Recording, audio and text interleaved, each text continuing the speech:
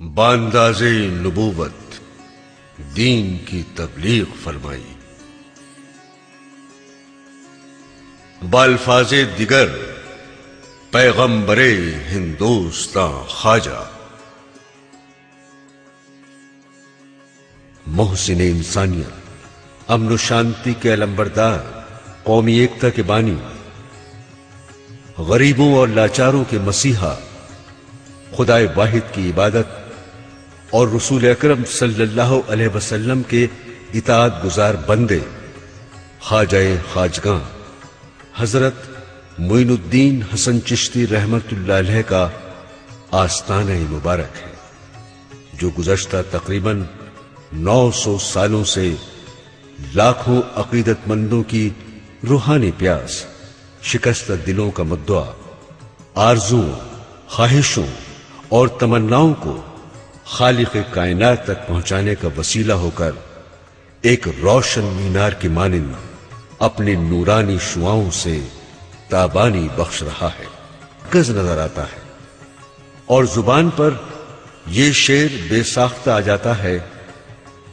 دیار ہند میں اجمیر ہی ایک ایسا مقام جہاں پہ ملتے ہیں دیر و حرم غریب نواز، بے جمالہ حسن جمیع حصالہ صلو علیہ وآلہ بلغ العلا بکمالہ۔ ایک چھوٹے سے قصبے سنجر میں پیدا ہوئے۔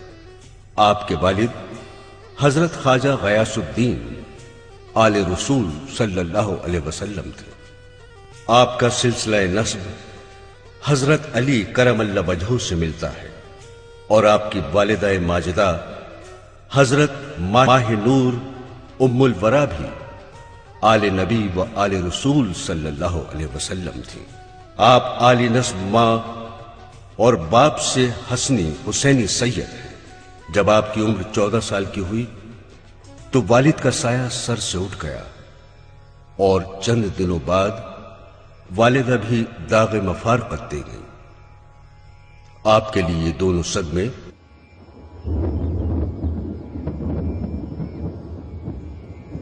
مگر آپ نے اپنے والد سے جو قرآن کی تعلیم حاصل کی تھی وہ آپ کا واحد سہارا بنی۔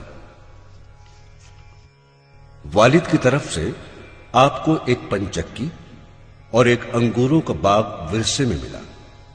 کفالت کے لیے اس کے سوا اور کچھ نہ تھا۔ ایک روز آپ اپنے باغ میں سچائی کر رہے تھے کہ ایک بزرگ جن کا نام حضرت ابراہیم قندوزی رحمت اللہ علیہ تھا وہاں تشریف لائے۔ خواجہ صاحب بچپن سے ہی درویشوں، صوفیوں اور فقیروں سے رغبت رکھتے اور ان کا احترام کرتے تھے۔ حضرت ابراہیم قندوزی کو دیکھ کر آپ ان کی طرف ادب اور احترام سے بڑھے، انہیں باعزت بٹھایا اور میٹھے انگوروں کا ایک خوشہ ان کی خدمت میں پیش کیا۔ حضرت قندوزی کو آپ کی ادا بے حد پسند آئی، اور انہوں نے چند روٹی کے ٹکڑے نکال کر اپنے منہ میں چبائے، پھر ان ٹکڑوں کو منہ سے نکال کر خواجہ صاحب کی طرف بڑھا کر کہا کہ انہیں کھا لو۔ خواجہ صاحب نے حکم کی تعمیل کی، اور پھر تو ان کی دنیا ہی بدل گئی۔ بزرگ نے خواجہ صاحب کو دعائیں دیں، اور پھر اچانک نظروں سے اوجھل ہو گئے۔ خواجہ صاحب کی زندگی میں جیسے ایک انقلاب برپا ہو گیا، دل دنیا سے اچاٹ ہو گیا، اور اللہ کی قربت دل میں سمانے لگی۔ آپ بے چین ہو اٹھے۔ پنچکی اور انگوروں کے باغ کو آپ نے فروخت کر دیا، تمام پیسہ غریبوں اور مسکینوں میں تقسیم کر دیا، اور تنہے تنہا اپنے وطن عزیز سے تلاش حق میں نکل پڑے۔ جب آپ کی عمر 20 سال ہوئی تو آپ خراساں کے ایک دینی مدرسے میں داخل ہو گئے اور وہیں رہ کر دین کی مکمل تعلیم حاصل کی۔ مدرسے سے نکلنے کے بعد آپ کسی پیر کامل کی تلاش میں پھر نکل پڑے جو اللہ سے قریب ہونے کا صحیح راستہ بتا سکے اور جو کہ صرف روحانی تعلیم سے ہی حاصل ہو سکتا تھا۔ چنانچہ ایک دن آپ سمرقند سے رخصت ہوئے اور اللہ کا نام لے کر مغرب کی جانب روانہ ہو گئے۔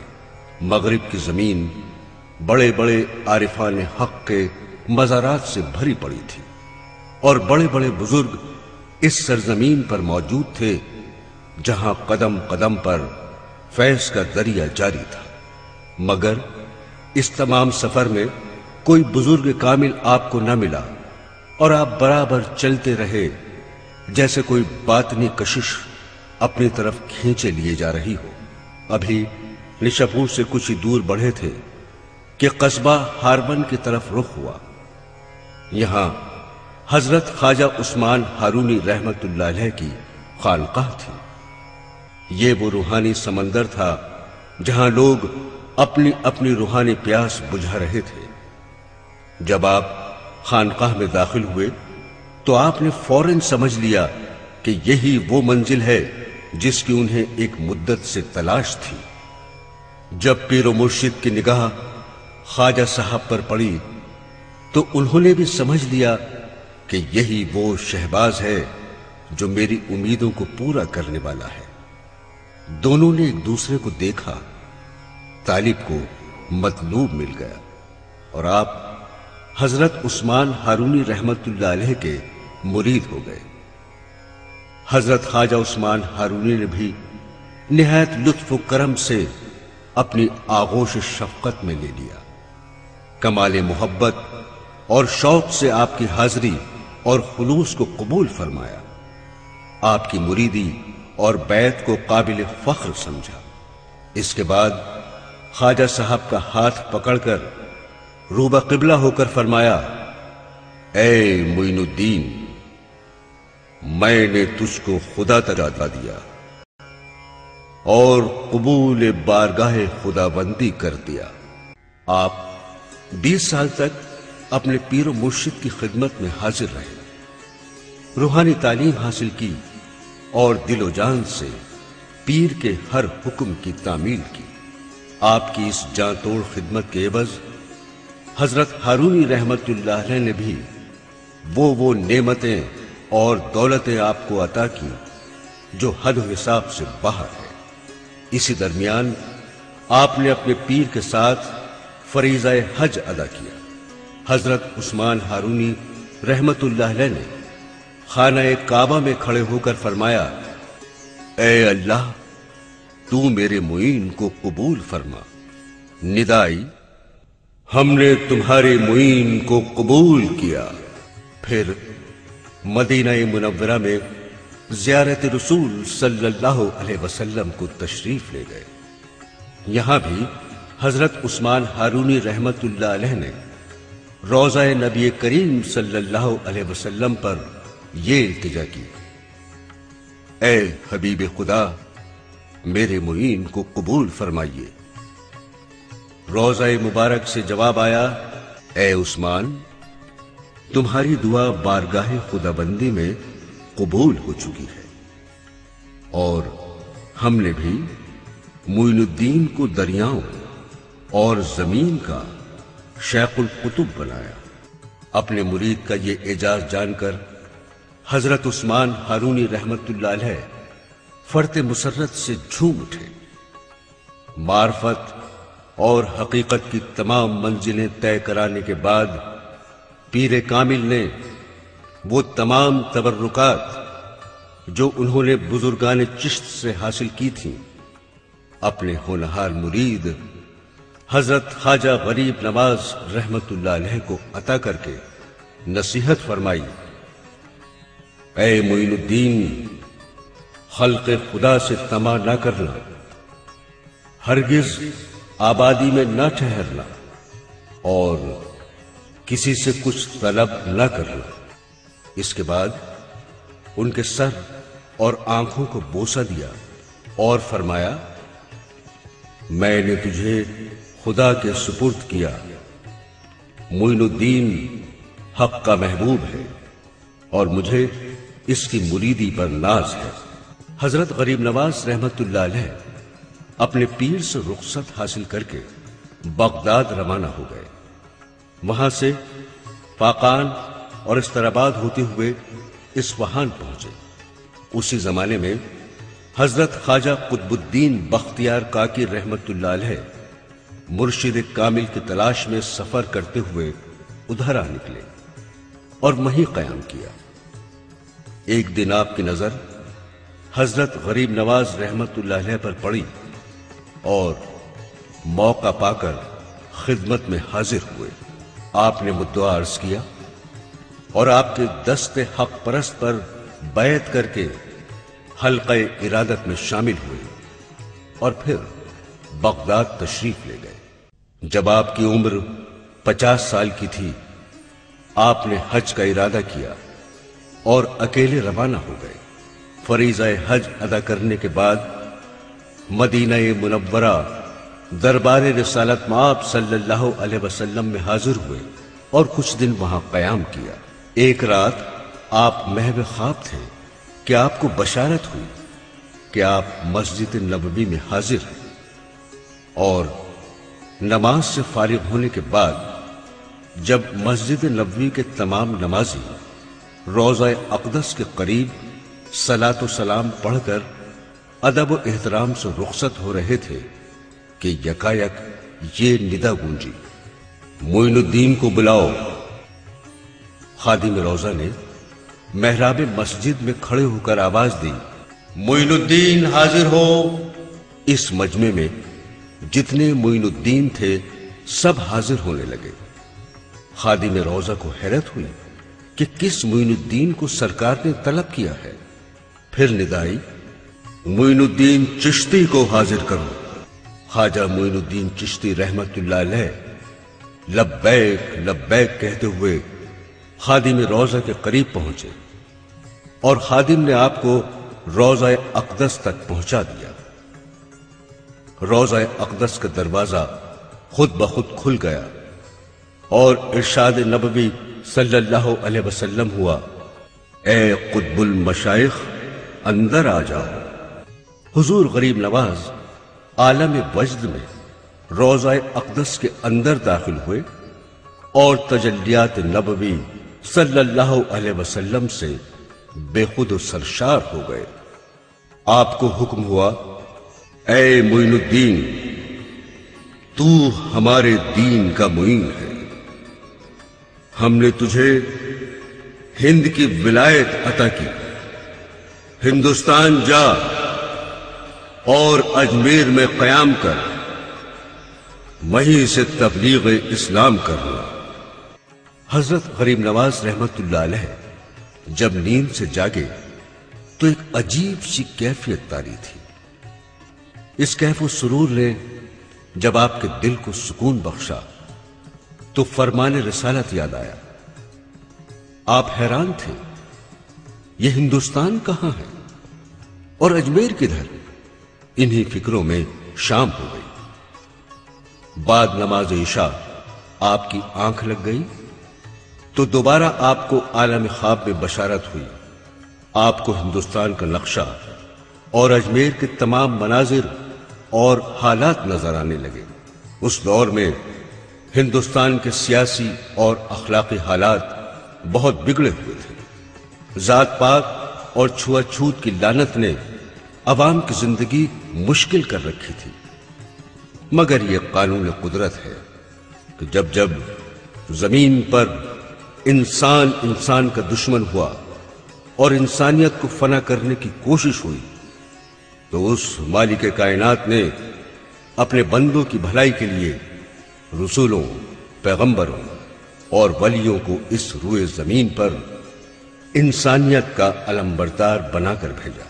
اسی لیے حضرت غریب نواز رحمت اللہ علیہ کو ہندوستان آنے کا حکم ہوا اور یہ خوشخبری دی گئی کہ ہم نے تمہیں ایسا علم عطا کیا ہے کہ جہاں جاؤ گے لوگ تمہاری زبان کو بآسانی سمجھ جائیں گے اور تم उनकी जुबान को समझ लोगे। जब आंख खुली तो आपने बारगाहे खुदाबंदी में सजदे शुक्र अदा किया और बारगाहे रिसालत मआब सल्लल्लाहु अलैहि वसल्लम में दुरूद और सलाम का नजराना पेश किया और वहां से रुखसत होकर बगदाद वापस आए। अपने पीर को सारा वाकया बयान किया। हजरत उस्मान हारूनी रहमतुल्लाह अलैह ये सुनकर खुशी से झूम गए। हजरत ख्वाजा को अपने सीने से लगाया और हिंदुस्तान की विलायत मिलने पर मुबारकबाद दी और अपने खादिम खास ख्वाजा फखरुद्दीन को तलब किया और गरीब नवाज से फरमाया, ऐ मोइनुद्दीन, आज से मैं फखरुद्दीन को तुम्हारे सुपुर्द करता हूं। आज से ये तुम्हारी खिदमत में रहेंगे। फखरुद्दीन से कहा, ता उम्र मेरे मुइन की खिदमत में रहना। तुम और तुम्हारी औलादें इंशाअल्लाह ता कयामत खुशहाल रहेंगी। हजरत उस्मान हारूनी रहमतुल्लाह अलैह ने हजरत ख्वाजा मोइनुद्दीन चिश्ती रहमतुल्लाह अलैह को ख्वाजा फखरुद्दीन गुरदेजी रहमतुल्लाह अलैह, हजरत ख्वाजा कुतुबुद्दीन बख्तियार काकी रहमतुल्लाह अलैह और दीगर मुरीदीन के साथ जानिब हिंद रवाना किया। आप तमाम मुरीदों के साथ हमदान, तबरेज, इस्फहान होते हुए मुल्तान तशरीफ लाए। रास्ते में बहुत से बुजुर्गों से मुलाकात हुई, दुआएं ली और फैज हासिल किया। जब आप सब्जवार पहुंचे तो वहां का हाकिम मोहम्मद यादगार, जो हद दर्जा जाबिर और जालिम हाकिम था, उससे मुलाकात हुई। आपकी एक ही नजर करम ने उसको आपका गुलाम बना दिया। उसने तौबा की और आपका मुरीद हो गया और हल्क़े इरादत में शामिल हो गया। उस दिन आप सब्जवार में रहे और वहीं मोहम्मद यादगार को तबलीग इस्लाम पर मामूर करके जानिब हिंद रवाना हुए। पहले आप लाहौर आए। यहां आस्ताना दाता गंज बख्श रहमतुल्लाह अलैह पर हाजिरी दी और रूहानी मुलाकात से फैज़याब हुए। फिर आप लाहौर से दिल्ली रवाना हुए। कुछ दिन दिल्ली में क़याम किया और दीन की तबलीग की। फिर अपने खलीफा हजरत कुतुबुद्दीन बख्तियार काकी रहमतुल्लाह अलैह को दिल्ली में रहकर दीन की खिदमत करने का हुक्म दिया। अजमेर पहुंचकर आपने शहर से बाहर एक सायादार दरख्त के नीचे क़याम फरमाया। अभी कुछ देर ही गुजरी थी कि चंद लोग वहां पहुंचे। ये राजा के आदमी थे जो अपने ऊंटों को उसी जगह बांधने आए थे। उनमें से एक आदमी ने बड़े सख्त लहजे में कहा, कौन हो तुम लोग और यहां क्यों बैठ गए? उठो यहां से, ये राजा के ऊंटों की बैठने की जगह है। हजरत ने निहायत आजिजी से जवाब दिया, हम अल्लाह की राह में निकले हुए मुसाफिर हैं, दूर दराज से सफर तय करके यहां पहुंचे और अब यहीं रुकना चाहते हैं। तुम अपने ऊंटों को कहीं और बांध दो भाई, ये जगह तो बहुत बड़ी है। लेकिन वो लोग नहीं माने और ज्यादती करने लगे। ख्वाजा साहब और उनके साथियों को जबरदस्ती वहां से हटाने की कोशिश में तकरार बढ़ने लगी। तभी हजरत ने अपने मुरीदों को समझाते हुए कहा, सब्र करो और यहां से उठकर कहीं और चलो। यहां तो राजा के ऊंट अब बैठे ही रहेंगे। हजरत अपने मुरीदों के साथ वहां से उठकर चल दिए और अना सागर के करीब एक छोटी सी पहाड़ी पर क़याम किया। दूसरी सुबह एक अजीब वाकया पेश आया। राजा के ऊंट जहां बैठे थे वहीं बैठे रह गए। उन्हें उठाने की लाख कोशिशें की गई मगर नाकाम। आखिर थक हार कर सारबान राजा के पास पहुंचे और सारा वाकया बयान किया, जिसे सुनकर राजा को हैरत हुई और फिर उसने पूछा, वो फकीर और उसके साथी कहां हैं? उन्होंने जवाब दिया, हमने तो उन्हें वहां से चले जाने को कहा था, पता नहीं अब कहां होंगे। राजा गुस्से से चीख पड़ा, कमबख्तो, उन्हें तलाश करो और उनसे माफी मांगो। ऐसा लगता है कि यह उनकी बद्दुआ का नतीजा है। जाओ जल्दी करो। राजा के आदमी घबरा कर वहां से दौड़ पड़े और ख्वाजा साहब की तलाश करते हुए अना सागर तक पहुंच गए। ख्वाजा साहब के कदमों पर गिरकर गिड़गिड़ाने लगे और मुआफिया मांगी। आपने निहायत रहमदिली से उन्हें माफ कर दिया और कहा, जाओ, तुम्हारे ऊंट अपनी जगह खड़े हो चुके हैं। सारबानों ने जब वापस आकर देखा तो सब ऊंट अपनी जगह खड़े हुए थे, जिन्हें देखकर वो हैरतज़दा हो गए। जब ये खबर राजा को पहुंची तो उसके होश उड़ गए। उसे आने वाले खतरे का एहसास होने लगा।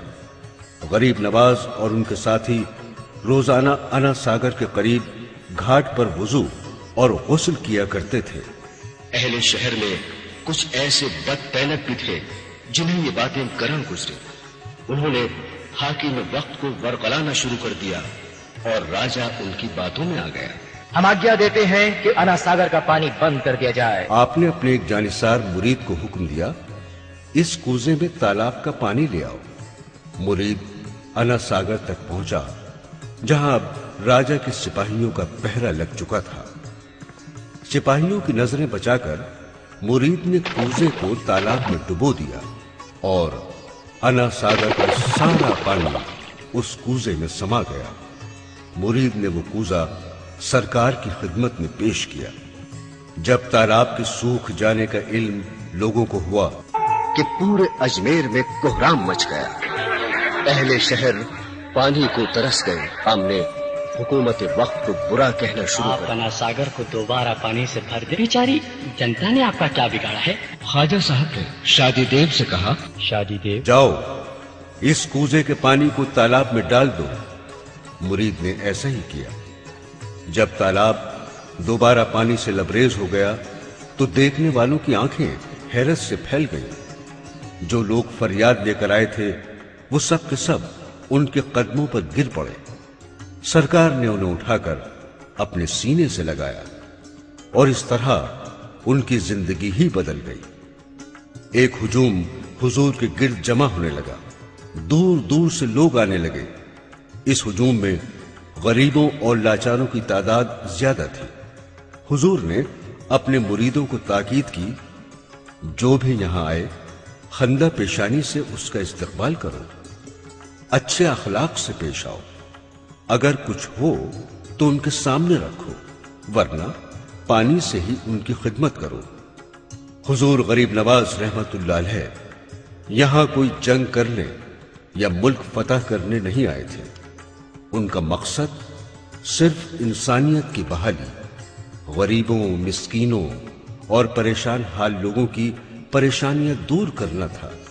जबकि उनके पास कोई ऐसे वसाइल न थे और न ही उनके पास कोई दौलत थी, लेकिन यहीं के लोगों की दी गई नजरात को यहीं के गरीब अवाम में तकसीम कर दिया।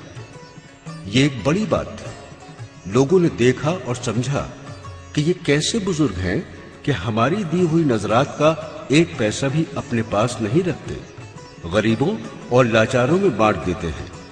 ना कोई छुआछूत, ना कोई छोटा बड़ा, सबके साथ बराबर बैठते हैं, साथ खाते हैं, बल्कि अपाहजों और बीमारों को अपने हाथ से खिलाते हैं, उनकी तीमारदारी करते हैं। हजरत की इन्हीं अच्छी बातों ने लोगों का दिल जीत लिया और वो जौक दर जौक यहां आने लगे।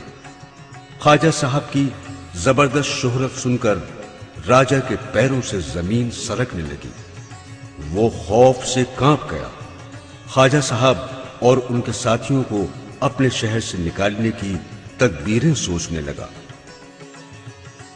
अजमेर के तमाम बुतखानों का पेशवा साधु शादी देव था, जो बड़ा आलिम फाजिल शख्स था।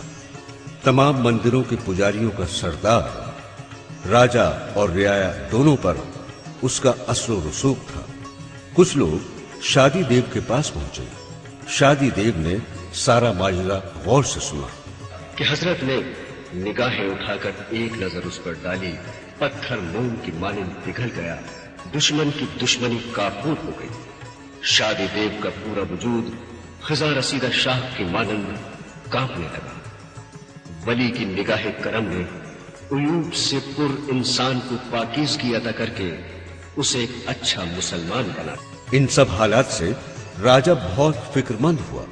اسے اپنی ماں کی وہ پیشن گوئی یاد آ گئی۔ وہ سلطنت کے زوال کے خوف سے پریشان ہو اٹھا۔ اب غریب نواز رحمت اللہ علیہ پر قابو پانے کی غرض سے اس نے جوگی جے پال کو طلب کیا۔ غرض جے پال کے سارے جادوئی حربے ناکام ثابت ہوئے۔ وہ حضرت کے قدموں میں گر پڑا اور آزاد کو حاصل ہوئی خواجہ کی غلامی۔ شادی دیو اور جے پال کے ایمان لانے کے بعد دور دور سے آپ کے چاہنے والے آنے لگے اور آپ سے عقیدت کا اظہار کرنے لگے۔ جے پال اور شادی دیو کے اصرار کرنے پر حضور نے انا ساگر سے اٹھ کر اسی جگہ قیام فرمایا جہاں آج بھی آپ کا مزار مبارک ہے۔ ادھر غریب نواز نے تبلیغ اور ہدایت کا کام تیز کر دیا۔ اللہ نے آپ کی نظر میں وہ تاثیر دی تھی کہ جس پر پڑ جاتی اس کا دل ایمان سے منور ہو جاتا۔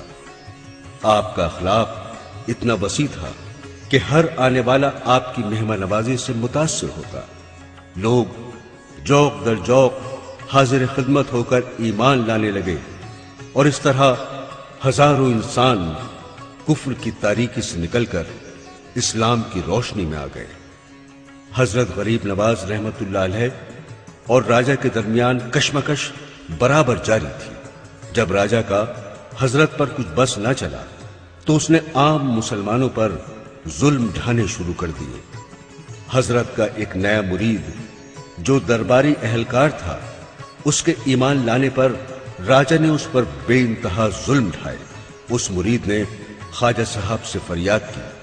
خواجہ صاحب نے راجہ کو ایک پیغام بھیجا کہ غریب رعایا پر ظلم نہ کر، اس مالک حقیقی کو پہچان اور اپنی طاقت کا بیجا استعمال نہ کر، ورنہ تیری تباہی کے دن ان قریب ہے۔ پیغام ملتے ہی راجہ آگ بگولا ہو گیا اور اپنی طاقت کے غرور میں اسے کچھ ہوش نہ رہا۔ اس نے حضرت کے خلاف ایک ہفتے میں اجمیر سے نکل جانے کا فرمان جاری کر دیا۔ بہت ہی برے انجام کی دھمکی بھی دے ڈالی۔ یہ سنتے ہی خواجہ صاحب کو جلال آ گیا اور آپ کی زبان مبارک سے یہ جملے بے ساختہ نکل پڑے: ہم نے رائے پتھورا کو زندہ گرفتار کر کے لشکر اسلام کے حوالے کر دیا۔ آپ کی زبان مبارک سے یہ جملے سنتے ہی لوگ حیران ہو گئے، مگر سب کو یقین تھا کہ حضرت کی زبان سے نکلی ہوئی بات بے اثر نہیں ہو سکتی۔ لوگ بڑی بے قراری سے نتیجے کا انتظار کرنے لگے۔ آخر کار کچھ عرصے بعد سلطان شہاب الدین اور پتھورا کے بیچ زبردست جنگ ہوئی۔ راجہ زندہ گرفتار کر لیا گیا اور اس طرح راجہ کے ظلم و ستم کا خاتمہ ہوا۔ آپ کی خانقاہ اجمیر ہی نہیں، سارے ہندوستان کی توجہ کا مرکز بن گئی۔ آپ نے اپنے تربیت یافتہ مریدوں کو ہندوستان کی کونے کونے میں روانہ کیا اور ہدایت کی کہ جہاں بھی جاؤ وہاں کے لوگوں سے اچھا برتاؤ کرنا، کسی کی دل آزاری نہ کرنا، سب کو میل محبت اور صلح کا سبق دینا، کوئی بھید بھاؤ نہ کرنا، انسان سب برابر ہے۔ تشدد اور دہشت کا جواب اپنے حسن و سلوک سے دینا۔ اسلام نے ہمیشہ ظلم و تشدد کے خلاف ہی قدم اٹھایا ہے۔ ایک رات سرور دو عالم صلی اللہ علیہ وسلم نے خواب میں تشریف لا کر فرمایا: اے معین الدین، تو میرے دین کا معین ہے، ایسا نہ ہو کہ ہماری سنت تم سے ترک ہو جائے، ہم چاہتے ہیں کہ تم نکاح کر لو۔ جب آپ کو یہ حکم ہوا اس وقت آپ کی عمر 70 سال کی تھی۔ ادھر وزیر الدین مشہدی کو حضور اکرم صلی اللہ علیہ وسلم کا حکم بذریعہ خواب سیدنا امام جعفر رحمت اللہ علیہ نے سنایا۔ اپنی دختر نیک اختر کا نکاح मोइन उद्दीन से कर दो। आप जैसे ही नींद से बेदार हुए सीधे ख्वाजा बुजुर्ग की खिदमत में पहुंचे और ख्वाब में जो देखा था वो बयान कर दिया। आपने हुक्म दिया कि निकाह की तैयारी करें। उसी रोज आपका निकाह वजीरुद्दीन मुशदी की दुख्तर नेक अख्तर, जिनका नाम बीबी इस्मत था, उनसे हो गया। हजरत का दूसरा निकाह एक राजा की लड़की से हुआ जिन्होंने बारज़ा इस्लाम कबूल कर लिया था। इन बीबी का नाम उम्मतुल्लाह था। दोनों बीवियों से 3 साहबजादे और 1 साहबजादी थी। सन 633 हिजरी शुरू होते ही ख्वाजा गरीब नवाज रहमतुल्लाह अलैह को इल्म हो गया कि ये उनकी जिंदगी का आखिरी साल है। चुनाचे आपने अपने मुरीदों को जरूरी हिदायतें और वसीयतें फरमाई। जिन लोगों को खिलाफत देनी थी उनको खिलाफत से सरफराज फरमाया और साथ ही हजरत कुतुबुद्दीन बख्तियार काकी रहमतुल्लाह अलैह को अजमेर बुला भेजा। कुतुब साहब हाजिर खिदमत हुए। हुजूर गरीब नवाज ने शेख अली संजरी रहमतुल्लाह अलैह से ख्वाजा कुतुबुद्दीन बख्तियार काकी रहमतुल्लाह अलैह की खिलाफत का फरमान लिखवाया। अपना कुलाह मुबारक कुतुब साहब के सर पर रखा, अपने हाथ से इमामा बांधा, खिरका पहनाया, असाई मुबारक हाथ में दिया, नालैन मुबारक मरहमत फरमाकर इरशाद फरमाया, ये नेमतें मेरे बुजुर्गों से सिलसिला ब सिलसिला फकीर तक पहुंची है। अब मेरा आखिरी वक्त आ पहुंचा है। ये अमानतें तुम्हारे सुपुर्द करता हूं। हक की अमानत हत्तल इम्कान अदा करना, ताकि क़यामत के दिन मुझे अपने बुजुर्गों के सामने शर्मिंदा ना होना पड़े। फिर नसीहतें फरमाई और आपको रुखसत कर दिया। विसाल से चंद रोज कबल आपने अपने बड़े साहबजादे हजरत ख्वाजा फखरुद्दीन चिश्ती रहमतुल्लाह अलैह को वसीयत फरमाई, दुनिया की तमाम चीजें मिटने और फना होने वाली है। हर दम खुदा की खुशनूदी तलब करते रहना और किसी चीज पर भरोसा न करना। तकलीफ और मुसीबत के वक्त सब्र इस्तिक़लाल का दामन हाथ से न छोड़ना। 633 हिजरी में 5 और 6 रजब की दरमियानी शब हस्बे मामूल इशा की नमाज के बाद आप अपने हुजरा मुबारक में दाखिल हुए और अंदर से हुजरे का दरवाजा बंद करके याद खुदाबंदी में मशगूल हो गए। रात भर दुरूद और जिक्र की आवाजें आती रहीं। सुबह होने से पहले ये आवाज बंद हो गई। सूरज तुल होने के बाद भी जब दरवाजा नहीं खुला तो खुद्दाम ने दस्तकें दी, उस पर भी कोई जवाब न मिला तो परेशानी बढ़ गई। आखिर मजबूरन दरवाजा तोड़कर दाखिल हुए तो देखा कि आपका विसाल हो चुका है और आपकी नूरानी पेशानी मुबारक पर सब्ज रोशन हुरूफ में लिखा है, हाज़ा हबीबुल्लाह माता फी हुब्बिल्लाह, यानी अल्लाह के हबीब थे, अल्लाह की मोहब्बत में वफात पाई। इन्ना लिल्लाहि व इन्ना इलैहि राजिऊन। हजरत गरीब नवाज के इंतकाल पुरमलाल की खबर फौरन शहर के गली कूचों और मुज़फ़्फ़ात में फैल गई। लोग मोहब्बत के आंसू बहाते हुए अपने महबूब के जनाजे पर हजारों की तादाद में जमा हो गए। आपके बड़े साहबजादे हजरत ख्वाजा फखरुद्दीन चिश्ती रहमतुल्लाह अलैह ने नमाज जनाजा पढ़ाई। जिस हुजरा मुबारक में आपने इंतकाल फरमाया उसी में आपको दफन किया गया। तभी से आपका आस्ताना मुबारक तमाम हिंदुस्तान का रूहानी मरकज बना हुआ है और इंशाअल्लाह क़यामत तक बना रहेगा। आपके उर्स मुबारक हर साल यकुम रजब से 9 रजब तक बड़े एहतमाम से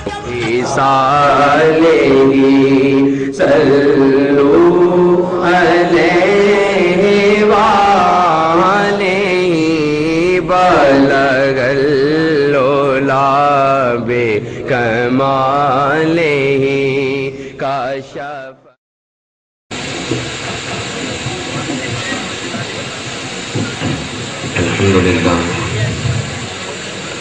الحمد للہ حمد الشاکرین الصلاة والسلام علی سید الانبیاء والمرسلین خاتم النبیین امام المتقین اکرم الاولین والآخرین قائد الغر المحجلین سیدنا و مولانا محمد المبعوث رحمتا للعالمین وعلی آلہ الطیبین الطاہرین واصحابہ الراشدین المہدیین وازواجہ الطاہرات امہات المؤمنین واولیاء امتہ الواصلین الکاملین وعلماء امتہ الراسخین اما بعد فاعوذ باللہ من الشیطان الرجیم بسم اللہ الرحمن الرحیم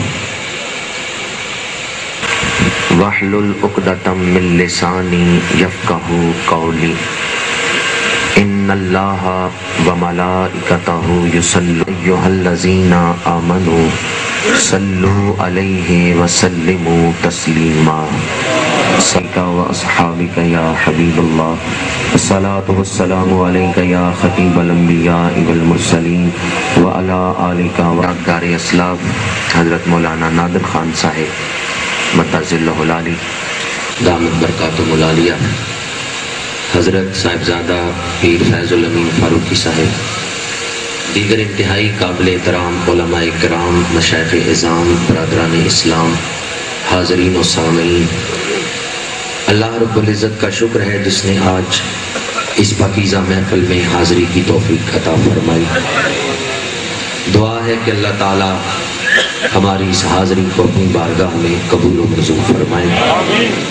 جس طرح آج اس محفل میں بیٹھنا نصیب ہوا ہے، اللہ تعالیٰ اسی طرح مسجد نبوی میں بیٹھنا نصیب کرے۔ میں اور آپ اس وقت ایک سفر کی سعادت حاصل کیے بیٹھے ہیں، اجمیر شریف کا سفر، اور دعا ہے کہ اللہ تعالیٰ اس سفر کے صدقے ہمارا آخرت کا سفر آسان فرمائے۔ یہ سفر ہم نے اسی لیے کیا کہ یہ سفر آخرت کے سفر میں وسیلہ ظفر بن جائے۔ وقت چونکہ مختصر ہے اور مجھے میرے برادرم محترم مہربان جناب مولانا غلام رسول صاحب اختصار سے چند چیزیں بیان کروں گا۔ دعا ہے اللہ تعالیٰ حق گوئی کی توفیق عطا من الکتاب، اس رسول کی شان یہ ہے کہ جو کچھ تم کتاب میں سے چھپاتے تھے یہ رسول اسے نور و کتاب مبین، تحقیق آیا تمہارے پاس اللہ کی طرف سے نور اور روشن کتاب۔ یہ ہے آیت مبارکہ کا لفظی ترجمہ۔ فرمایا یا اہل الکتاب، اے اہل کتاب، آپ اللہ کا خاص تحفہ، کتاب اللہ کا خاص تحفہ، عام ہمارا۔ علماء بیٹھے ان سے پوچھیں کہ کس حسن اور بلاغت کے ساتھ دو ضمیریں آئی ہیں، جاءکم رسولنا، کم اور نا کس ترتیب کے ساتھ آئے ہیں؟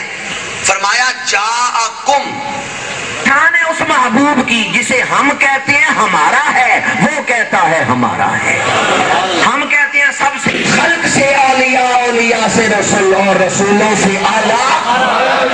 ہم کہتے ہیں ہمارا نبی، وہ کہتا ہے رسولنا، عبدنا، یا اللہ فیصلہ تو کر نبی ہے کس کا؟ ہم کہتے ہیں ہمارا المؤمنین اذ بعث فیہم رسولا، رسول ہے تو اللہ کا، پر اللہ نے احسان کیا اپنا رسول مومنوں کو عطا کیا۔ رسول کی شخصیت کی دو جہتیں ہیں، رسول بیٹھا صحابہ کے مجمع میں ہے، رسول کا ظاہر مسجد نبوی میں ہے، پر باطن اللہ کے ساتھ ہے۔ جسم صحابہ کے مجمع میں، دل اللہ کے ساتھ، ادھر اللہ سے واسطہ حاصل ادھر مخلوق میں شامل۔ اعلیٰ حضرت نے کیا خوب ترجمانی کی کہ رسول محبوب رب کا ہے وہ محبوب سب کا ہے، جو محبوب رب کا ہے وہ محبوب سب کا ہے۔ تو ذرا سب بولیں جو محبوب رب کا ہے وہ محبوب۔ فرمایا جاءکم رسولنا، آیا تمہارے پاس رسول ہمارا۔ وقت نہیں کہ میں نا کی مزید تشریح کروں، رسول کے حوالے سے پھر مقام ولایت کی طرف آنا چاہتا ہوں۔ فرمایا تمہارے پاس ہمارا رسول آیا۔ 12 ربیع الاول کی صبح کسی عام بچے کی ولادت نہیں ہوئی، اللہ کا رسول دنیا میں آیا ہے۔ عام بچے کی ولادت میں اور رسول کی ولادت میں فرق ہے۔ عام بچہ پیدا ہو تو ایک گھر آباد ہوتا ہے، وہ نصیب ہو گیا ہے۔ یورپ کا عیسائی مستشرق مسٹر برفا اپنی کتاب the making of woman being کے صفحہ 57 پر لکھتا ہے، کہتا ہے حضور کی ولادت سے پہلے تو ماؤں کو منڈیوں میں بیچا جاتا تھا۔ اوقاس کے میلے میں کتنے بچے بیٹے ایسے ہیں جنہوں نے اپنی ماؤں کو خود بیچا ہے۔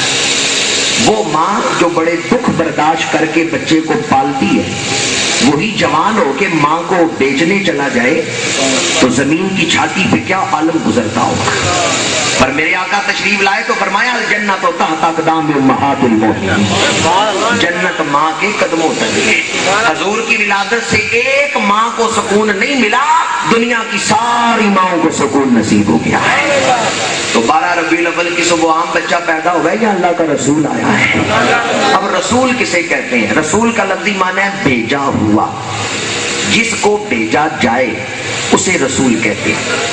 اس میں بہت سارے نکات ہیں، محفل میلاد پاکستان میں کوئی 2-4 گئے۔ سب سے اونچا جو منصب ہے وہ ہے ہی رسالت کا منصب، جس پر خدا رسولوں کو بٹھاتا ہے۔ دنیا میں ایک آدمی ان پڑھ ہے، الف بے لکھنا نہیں جانتا، ABC لکھنا نہیں جانتا، آپ اسے MA انگلش کا استاد بنا دیں، وہ MA کی کلاس کو پڑھا سکتا ہے؟ نہیں۔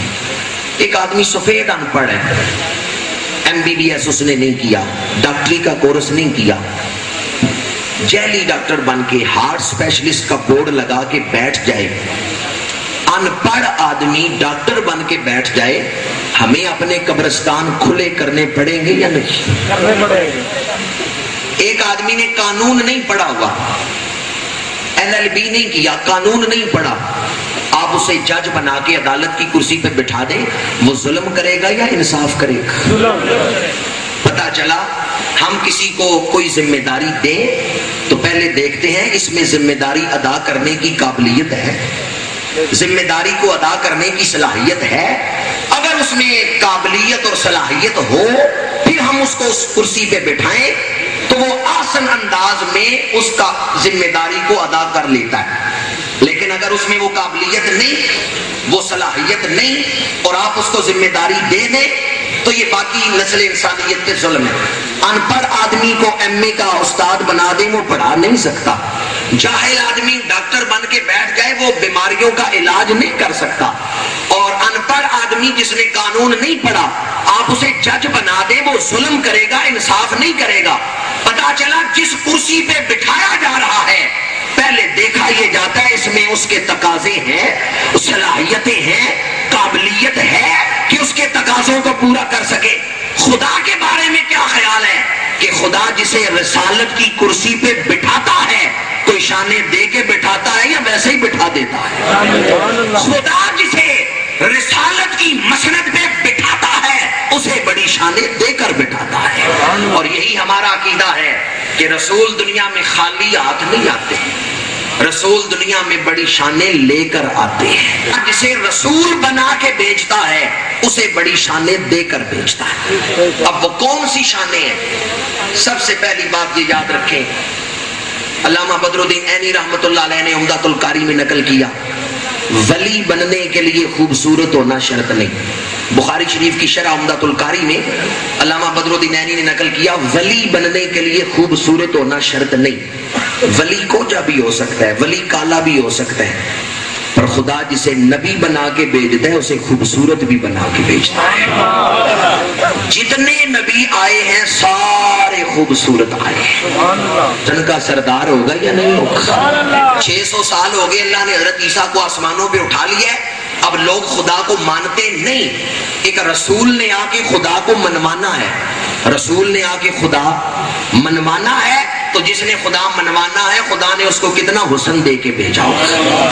امام عبد الوہاب شعرانی فرماتے ہیں خدا نے حضور کو بھیجا تو جب وجود بنایا تو فرمایا کن ہا یا عبد اللہ صورتن یتجملو بجمال اللہ، اے پیارے مصطفیٰ ایسی صورت بن جاؤ کہ لوگ دیکھتے تجھے جائیں مانتے مجھے جائیں۔ اسی لیے گولڑے کے تاجدار نے کہا دسے صورت راہ بے صورت دا، توبہ راہ کے عین حقیقت دا، پر کم نہیں بے سوجت دا، کوئی ورلیاں موتی لے دریا۔ جتنے رسول آئے سارے خوبصورت آئے، پر جو رسولوں کا سردار ہے وہ حسن کا بھی سردار ہے۔ سورہ مائدہ کی آیت نمبر 15 میں بھی حضور کے علم کا ذکر فرمایا جاءکم رسولنا یبین لکم کثیرا مما کنتم تخفون من الکتاب، اے یہودیو تم تورات میں سے جن مضامین کو چھپاتے تھے اللہ کا وہ رسول آیا جو ان مضامین کو بیان کرتا ہے۔ اب قرآن کے الفاظ قابل غور ہیں، یہودی چھپاتے ہیں نبی بیان کرتا ہے، یہودی چھپاتے ہیں نبی بیان کرتا ہے، تو جو چھپی ہوئی چیزوں کو بیان کرے وہ غیب کا علم رکھتا ہے یا نہیں رکھتا؟ تم تخفون من الکتاب، تم چھپاتے تھے نبی بیان کرتا ہے، پتا چلا جو چھپی ہوئی چیزوں کو بیان کرے وہ غیب کا علم رکھتا ہے۔ تیسری شان، خدا جسے رسول بنا کے بھیجتا ہے ایسی نشانیاں دے کے بھیجتا ہے کہ دیکھنے والے کو پتا چل جاتا ہے یہ کس کا بھیجا ہوا ہے۔ کیونکہ رسول کا معنی ہے بھیجا ہوا، تو خدا رسول کو ایسی نشانیاں دے کے بھیجتا ہے کہ جو رسول کو دیکھے اسے پتا چل جاتا ہے بھیجنے والا کون ہے۔ مثلا حضرت صالح علیہ السلام کے پاس قوم آئی، حضرت صالح نے فرمایا میں اللہ کا رسول ہوں مجھے رسول مانو، انہوں نے کہا ہماری ایک شرط ہے وہ پوری کر دیں پھر مانیں گے۔ پوچھا کون سی شرط ہے؟ انہوں نے کہا یہ پہاڑ ہے اس کے اندر سے زندہ اونٹنی نکال کے دکھائیں۔ کبھی پہاڑ کے اندر سے بھی جانور پیدا ہوئے ہیں، اور اونٹنی اور جوان اونٹنی پہاڑ کے اندر سے پیدا نہیں ہو سکتی۔ اس زمانے کے جو بڑے زیرک دانا اگر سے جوان اونٹنی نہیں نکال سکے گا لاجواب ہو جائے گا اور روز روز کی تبلیغ ختم ہو جائے گی، ہماری جان چھوٹ جائے گی۔ پر جب قوم نے کہا اس پہاڑ کے اندر سے اونٹنی نکال کے دکھائیں، اب نبی کی شان کیا ہے؟ نبی نے یہ نہیں کہا کہ میں نکال نہیں سکتا، نبی آگے بڑھا، پہاڑ پہ عصا مارا اور عرض کیا ہے مجھے نبی بنا کے بھیجنے والے میری سچائی کو ظاہر کر دے۔ پہاڑ پہ عصا مارا، چٹان پھٹ گئی اور زندہ جوان اونٹنی باہر نکل آئی۔ قوم اپنی انگلیاں دانتوں ملاحظہ ہوشیار ذل سبحانی آ رہے ہیں۔ اب جو بادشاہ کی سواری کی آگے ہوکا دے رہا ہے وہ مردے زندہ کر لیتا ہے، تو آنے والے بادشاہ کی شان کیا ہوگی؟ مبشرن، میں تو خوشخبری دینے آیا۔ اگر مبشر کی شان اتنی ہے تو جس کی بشارت دے رہا ہے اس کی شان کتنی ہوگی؟ خلق سے اولیاء، اولیاء سے رسول، اور رسولوں سے اعلیٰ، سارے نہیں بولے، اور رسولوں سے اعلیٰ۔ ہر نبی بڑی شان لے کے آیا، پر جو کمالات حضور لے کے آئے ہیں کوئی اور نبی بھی نہیں لے کے آیا۔ حضرت سلیمان تخت پہ بیٹھے اڑ رہے ہیں، مکہ المکرمہ کی وادی آئی، حضرت سلیمان نے تخت نیچے اتار دیا، پیدل چل کے مکے کی وادی کو پار کیا۔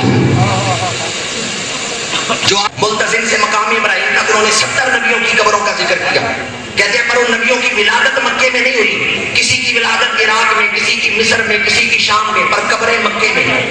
ملا علی قاری کہتے ہیں وجہ یہ تھی خدا نے ان نبیوں کو بتایا تھا میرے محبوب کی ولادت مکے میں ہوگی، اور وہ نے خدا بندی سے ہجرت کر کے مکے میں ہی آگے تاکہ ہم اس شہر میں رہیں جس میں محبوب کا کے پاس سے گزرے گا ہمارے اوپر اللہ کی خاص رحمتیں نازل ہوگی۔ نبی یوں بھی بخشے ہوئے ہیں، ہما وقت ان پر اللہ کی رحمتوں کا نزول ہے، پر وہ نسبت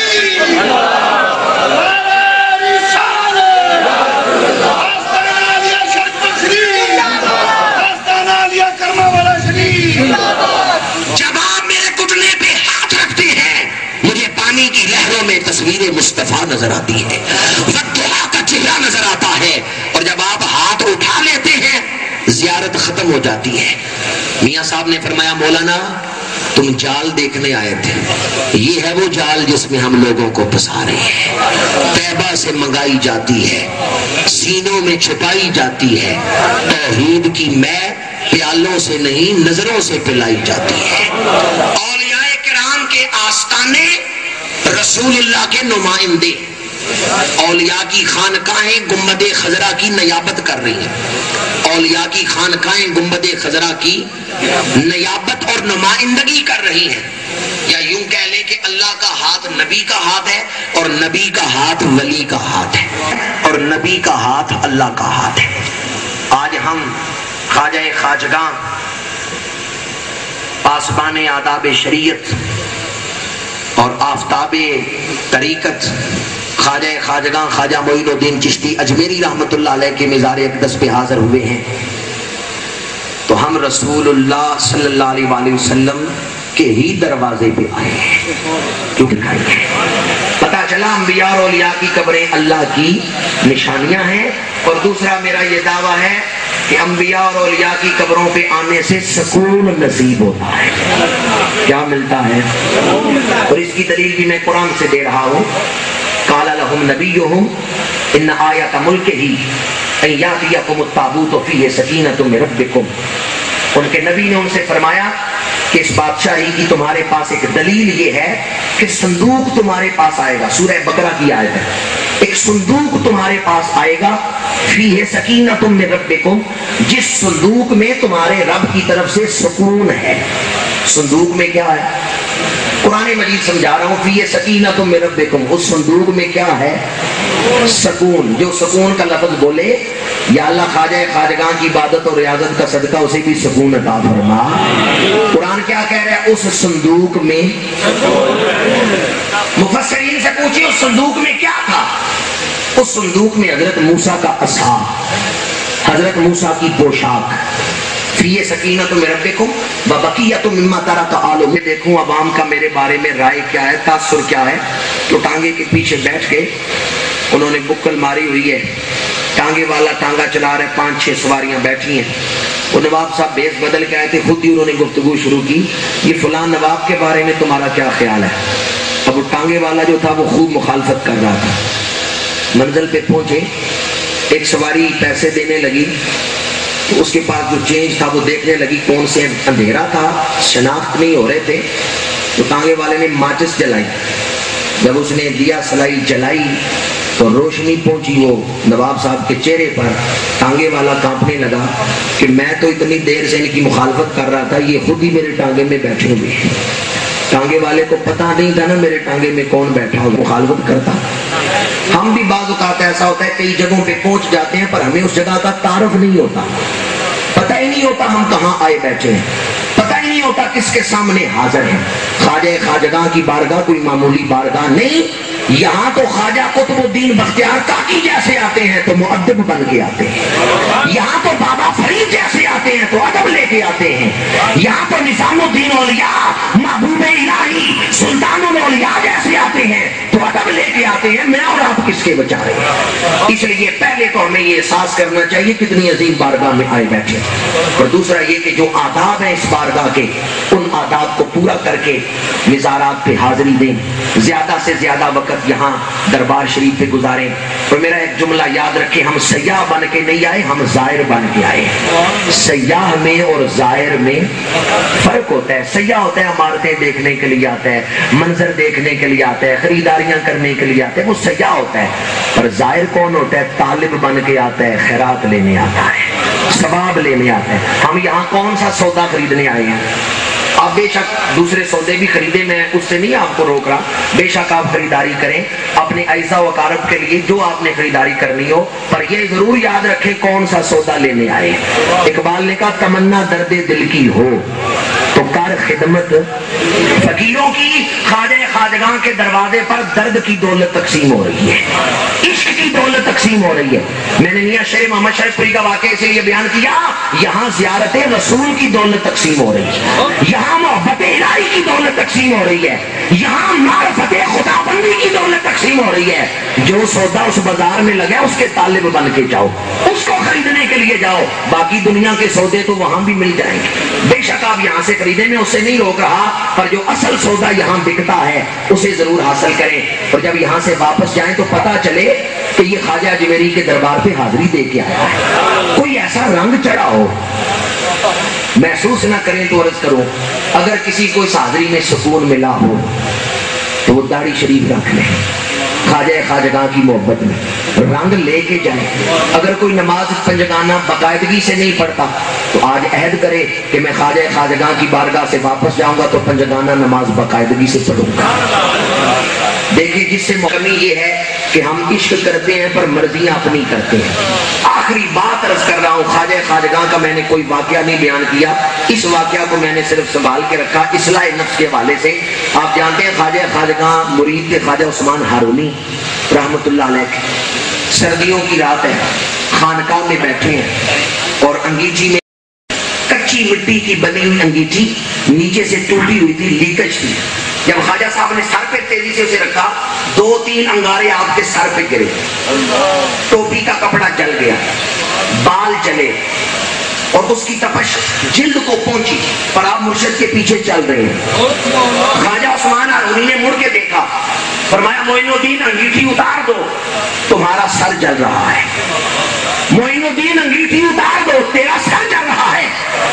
خواجہ معین الدین نے عرض کیا حضور کیا فرمایا ہے؟ فرمایا تیرا سر جل رہا ہے. عرض کیا اتنا عرصہ ہو گیا بیعت کیے ہوئے, یہ سر اب بھی میرا ہی ہے. میں نے تو جس دن بیعت کی تھی تو اس نیت کے ساتھ سپردم بتو مایا خیشرا تو دانی حساب کمو بیشرا, حاصل عمر نثارے رہے یارے کردم شادم زندگی خیش کہ تارے کردم. حضور یہ سر اب میرا نہیں ہے, میں نے تو سر لٹا دیا ہے, جلانا ہے یا بچانا ہے یہ مرضی میرے مرشد کی ہے. جو اس طرح اپنے آپ کو مٹا دیتا ہے پھر مرشد اس پر رنگ چڑھاتا ہے.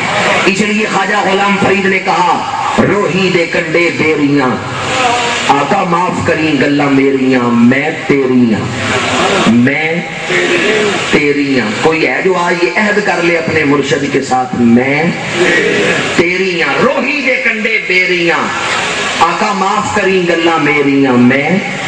ایک محبوبیانہ محبوب کے دروازے پہ دستک دی, محبوب نے پوچھا کون ہو؟ اس نے کہا میں. محبوب نے کہا دروازہ نہیں کھلے گا. اس نے کہا کیوں؟ محبوب نے کہا تیرے اندر میں, جس میں میں ہو وہ عاشق. واپس آ گیا, سوچنے لگا اب کیا جواب دوں کہ دروازہ کھلے. دوبارہ گیا, دستک دی, محبوب نے پوچھا کون ہو؟ اس نے کہا تیرا عاشق, تیرا عاشق. محبوب نے کہا یہ کون ہے جو کہہ رہا ہے تیرا عاشق؟ اس نے کہا میں کہہ رہا ہوں. محبوب نے کہا بھی تیرے اندر میں موجود ہے. واپس آ گیا, سوچنے لگا جواب کیا دوں جو دروازہ کھلے. بڑا پریشان, کوئی جواب نہیں سمجھ آ رہا. اسے مرشد مل گیا کوئی پیر بلے شاہ قصوری جیسا. انہوں نے کہا جا مرشد کا دروازہ کھٹکھٹا. مرشد پوچھے کون ہو؟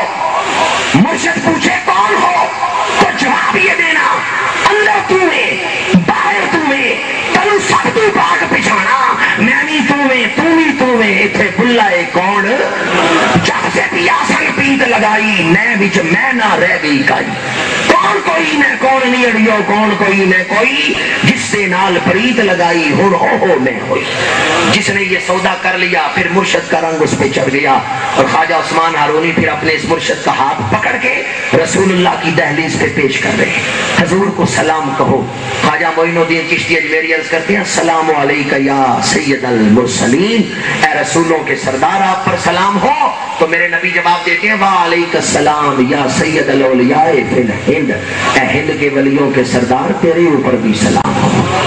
جسے مرتبہ ملا ہے کچھ محنت و مشقت ریاضت کر کے ملا ہے, اور آج ہم چاہتے ہیں ہمیں مشقت نہ کرنی پڑے. خواجہ معین الدین چشتی اجمیری رحمت اللہ علیہ فرماتے ہیں حرم شریف میں مجھے یہ بشارت ملی قیامت تک جو بھی تیرے سلسلے میں داخل ہوگا ہم نے اس کو بخش دیا ہے. قیامت تک جو بھی تیرے سلسلے میں داخل ہوگا ہم نے اس کو بخش دیا ہے. یہ حضرت خواجہ معین الدین چشتی اجمیری رحمۃ اللہ علیہ کے ملفوظات میں ہے اور مبشرات میں ہے. میں اور آپ خوش نصیب جو اس آستانے پہ حاضر. وقت اجازت نہیں دیتا ورنہ میں محبت کا جو تقاضا ہے, حاضری کا جو تقاضا ہے کہ واپس جائیں تو رنگ چڑھا ہوا ہو, اس کے حوالے سے گفتگو کرتا. علماء اور بزرگ تشریف فرما ہیں, انہی الفاظ پہ گفتگو کو سمیٹتا ہوں. کہ محمد سے وفا تو نے تو ہم تیرے ہیں, یہ جہاں چیز ہے کیا لوح و قلم تیرے ہیں. چٹی چادر پبلا والی داغ نہ لامی جڑیاں, چٹی چادر پبلا والی داغ نہ لامی جڑیاں. حشر دیاڑے پھیر نہ کھی ہائے ربا کی بنیا, حشر دیاڑے پھیر نہ کھی ہائے ربا کی بنیا. وما علینا الا البلاغ.